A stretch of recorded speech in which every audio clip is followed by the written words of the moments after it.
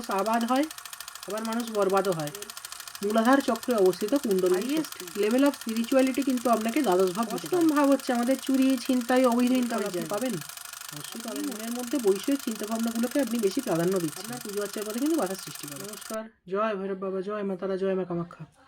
আমি অ্যাস্ট্রোলজার দেবরাজ দাস আজকে আপনাদের সামনে উপস্থিত হয়েছি একটা আলোচনা করার জন্য। আমি কথা বলবো আমাদের ধর্মকর্ম নিয়ে।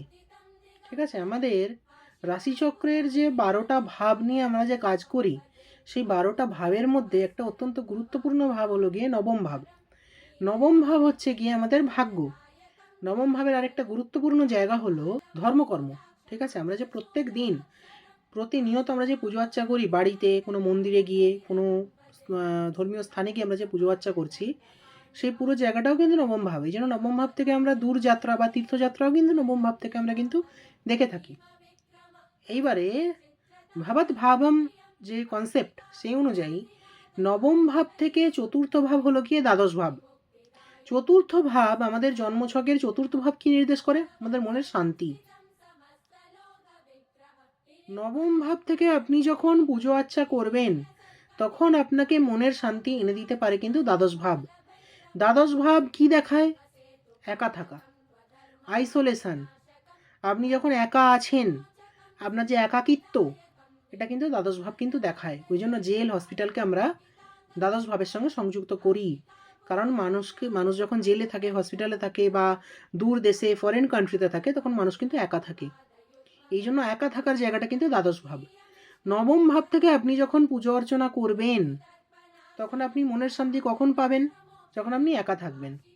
সেই জন্য নবম ভাব থেকে আপনি যে পুজো আর্চা করবেন, তার মনের শান্তি কিন্তু আপনাকে এনে দেবে কিন্তু দ্বাদশ ভাব। চারপাশে যখন পুরো ভিড়ভাট্টা থাকে, যখন চারিদিকে কোলাহল থাকে, মানুষজন যখন আপনার চারপাশে কিচিরমিচির করছে, ঠিক আছে, তখন কি আপনি পুজো আর্চা করে শান্তি পাবেন? না আপনি যখন একা ঠাকুরের কাছে বসে একটু ধূপ দেখালেন, একটু আরতি করলেন, একটু মন্ত্র জপ করলেন, তখন আপনি বেশি শান্তি পাবেন? অবশ্যই একা থেকে। সেই কারণেই নবম ভাব থেকে আপনি যে পুজো আর্চা করবেন, তার যে মনের শান্তি, সেটা আপনাকে দেবে কিন্তু দ্বাদশ ভাব। এইবার নবম ভাব থেকে ষষ্ঠ ভাব হচ্ছে গিয়ে দ্বিতীয় ভাব। দ্বিতীয় ভাবে কি আসে? কথা, আমাদের ফ্যামিলি মেম্বার। নবম ভাব থেকে যে পুজো আর্চা আপনি করছেন, তার মধ্যে সবচেয়ে বড় বাধা কারা জানেন? আপনার আশেপাশে আপনার পরিবারের লোকজন এবং কথা। কেন? আপনি ধরুন বাড়িতে পুজো করছেন, হঠাৎ করে কেউ একজন চলে এলো, আপনার ফ্যামিলি মেম্বারদের কেউ হোক, জ্ঞাতি গোষ্ঠীর কেউ একজন চলে এলো, হঠাৎ করে এসে আপনাকে বলছে এই পুজোটা এইভাবে করতে নেই, পুজোর এই নিয়মটা লঙ্ঘন হচ্ছে। আপনার মাথায় তখন এই পুজো করার থেকে আপনার ওই যে পাশের জন যে বলল এই ভুলটা হচ্ছে, সেটা আপনার মাথায় তখন বেশি রইল, আপনার পুজো আচ্ছা হয়ে চলে গেল, আপনার পুজো একটা বাধা পড়ে গেল। এর জন্য 6, 8, 12কে বলা হয় বাধক। নবম ভাবের রেসপেক্টে 6, 8, 12 হচ্ছে 2, 4 এবং 8, দ্বিতীয়, চতুর্থ এবং অষ্টম। 6, 8, 12 সবসময় বাধা সৃষ্টি করে, পুজো আচ্চার ক্ষেত্রে আপনার বাধা সৃষ্টি করবে। এইবার নবম ভাব থেকে অষ্টম ভাব কোনটা? চতুর্থ ভাব। চতুর্থ ভাব থেকে আমরা কি দেখে থাকি? লাক্সারি, কমফোর্ট, রিয়েল এস্টেট, গাড়ি, সমস্ত কিছুই। ঠিক আছে, এগুলো পুরো চতুর্থ ভাবের জায়গা, আমাদের মায়ের জায়গা, আমাদের মনের শান্তির জায়গা চতুর্থ ভাব। নবম ভাব থেকে আপনি পুজো আর্চা করছেন, আপনার মাথায় সর্বক্ষণ ধরে ঘুরছে আমি ভগবান আমাকে 4টে বাড়ি দাও, 2টো গাড়ি দাও, এই টাকা দাও, আমার একটা নরম বিছানা চাই যেখানে শুয়ে আমি ঘুমোবো। মানে আপনার মাথায় পুজোর থেকে বেশি এই বৈষয়িক চিন্তাভাবনাগুলো আপনার মাথায় বেশি ঘুরছে। পুজোর ফল আপনি পাবেন? অবশ্যই পাবেন না। পুজো করতে বসে আপনার একমাত্র উদ্দেশ্য হওয়া উচিত ভগবানের কথা ভাবা এবং তার প্রতিমূর্তিটাকে কল্পনা করে তার উদ্দেশ্যে আপনার পুজোটাকে নিবেদন করা। সেটা না করে আপনি মনের মধ্যে বৈষয়িক চিন্তাভাবনাগুলোকে আপনি বেশি প্রাধান্য দিচ্ছেন, আপনার পুজো আর্চার ফল আপনি পাবেন না। এইভাবেই নবম ভাব থেকে অষ্টম ভাব, চতুর্থ ভাব আপনার পুজো আর্চার পথে কিন্তু বাধা সৃষ্টি করে। এইবারে পুজো আপনি করতে বসেছেন, মনের মধ্যে আপনার বৈষয়িক চিন্তাভাবনা চলছে, কিন্তু বাড়ি, গাড়ি, জমি জমা এইসব করার জন্য যে টাকাটার দরকার, যে সাফিসিয়েন্ট টাকাটার দরকার, সেটা আপনার কাছে নেই। আপনি কি করবেন? টাকা বললেই তো আর আসে না, হলেই তো আর হয় না, ইনকাম করতে হয়। আপনার কাছে সময় নেই, আপনার ইমিডিয়েট চাই, তখন আপনি কি করবেন? আপনার শখ পূরণ করার জন্য আপনি এবার চলে আসবেন অষ্টম ভাবের কাছে, যেটা কিনা নবম ভাব থেকে দ্বাদশ ভাব। অষ্টম ভাব হচ্ছে আমাদের চুরি, ছিনতাই, অবৈধ ইনকামের জায়গা। আপনার যখন আপনার কাছে টাকা যখন নেই কিন্তু আপনার দরকার, তখন আপনি কি করবেন? আপনি অবৈধ পথে হাঁটবেন, দুর্নীতি করবেন, লোকজনের থেকে টাকা পয়সা আপনি ছিনতাই করতে পারেন। আজকাল তো কেউ ছিনতাই করে না, চুরি ডাকাতিও করে না, আজকাল মানুষকে ঠকায়।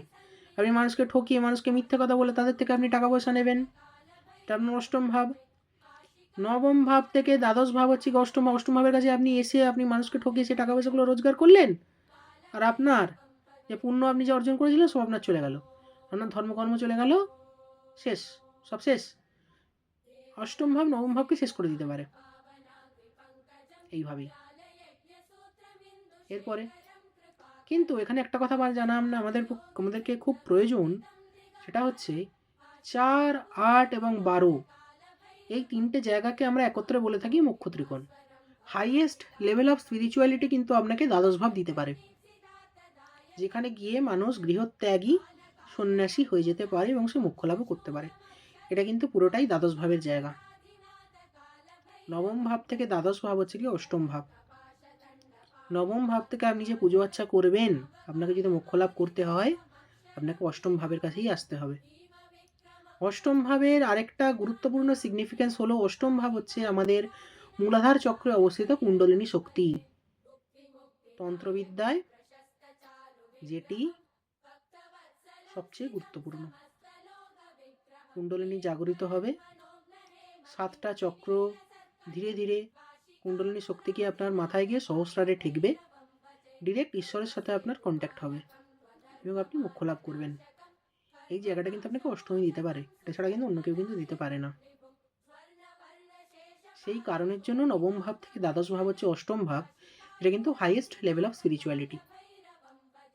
নবম ভাব থেকে আপনি যখন পুজো আচ্ছা করবেন, মনের শান্তিটা আপনাকে এনে দেবে দ্বাদশ ভাব, কারণ নবম ভাব থেকে চতুর্থ ভাব হলো কি দ্বাদশ ভাব। নবম ভাব থেকে আপনি যে পুজো আচ্ছা করবেন, আপনার যে তার যে পুণ্য ফলটা সেটা কারা লাভ করবে? আপনার ইমিডিয়েট ফ্যামিলি মেম্বার, আপনার মা, বাবা, ভাই, বোন, স্ত্রী, স্বামী, এরা সবাই আপনার সন্তান। এরা কারা? এরা আপনার চতুর্থ ভাব। এই সমস্ত কিছু শেষে সেই নবম ভাব থেকে যখন আপনার মোক্ষ লাভের সময় আসবে, এটা আপনাকে কে দেবে? অষ্টম ভাব। সেই জন্য আপনি যদি চান যে আপনি আধ্যাত্মিক পথে আপনি এগোবেন এবং আপনি জীবনে যদি মোক্ষ লাভ করতে চান এবং আপনি যদি হাইয়েস্ট লেভেল অফ স্পিরিচুয়ালিটি যদি আপনি অ্যাটেন্ড করতে চান, আপনাকে আলটিমেটলি অষ্টম ভাবের কাছেই আসতে হবে। অষ্টম ভাব যেমন আমাদের মনের গোপন কামনা সেগুলোকেও যেমন দেখায়, অষ্টম ভাব আমাদের কুণ্ডলিনী শক্তিকেও কিন্তু রিপ্রেজেন্ট করে। অষ্টম ভাব আমাদের জীবনে ট্রান্সফরমেশন দেখায়। অষ্টম ভাবের যখন দশা চলে, মানুষ আবাদ হয়, আবার মানুষ বরবাদও হয়। আপনার মন যদি পরিষ্কার থাকে, অষ্টম ভাব কিন্তু আপনাকে আবাদ করে দেবে। আর যদি আপনি অষ্টম ভাবের নেগেটিভ ইনফ্লুয়েন্সগুলোকে যদি আপনি ইউজ করেন, মানুষকে ঠকান, জোচ্চুরি করেন, অবৈধ সম্পর্কে জড়ান, অবৈধ কার্যকলাপের সাথে যুক্ত থাকেন, এই অষ্টম ভাব কিন্তু পৌঁছে দেবে আপনাকে দ্বাদশ ভাব অর্থাৎ জেলে। ঠিক আছে? সেই কারণের জন্য নবম ভাব থেকে আপনি পুজো আচ্ছা করবেন ঠিকই, কিন্তু মোক্ষ লাভ করতে গেলে আপনাকে সেই অষ্টম ভাবের কাছেই আসতে হবে। আজকের এই ভিডিওটি যদি ভালো লেগে থাকে, অবশ্যই আমার চ্যানেলটিকে একটি ফলো করে দেবেন, একটি লাইক করে দেবেন এবং আপনার বন্ধু বান্ধব ফ্যামিলি মেম্বার এদের সাথে শেয়ার করে নেবেন। জয় ভৈরব বাবা, জয় মা তারা, জয় মা কামাখ্যা।